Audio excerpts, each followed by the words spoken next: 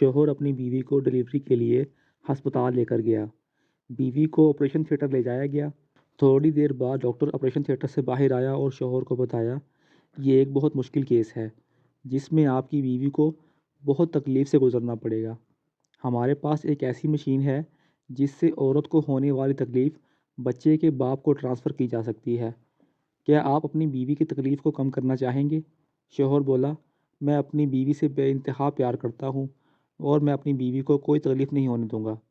اس کا سارا درد خود لے لوں گا۔ ڈاکٹر نے شوہر کو خبردار کیا کہ درد کی شدت اتنی زیادہ ہوتی ہے جس سے جان بھی جا سکتی ہے۔ شوہر نے جواب دیا، میں اپنی پیاری اور وفادار بیوی کے لیے کچھ بھی کر سکتا ہوں۔ شوہر کو آپریشن تھیٹر لے جایا گیا اور مشین کو آن کر دیا گیا۔ مشین سٹارٹ ہونے کے بعد ڈاکٹر نے شوہر سے پوچھا کہ آپ کیسا محسوس کر رہے ہیں؟ شوہر بولا، میں ٹھیک ہوں، آپ اپنا کام جاری رکھیں۔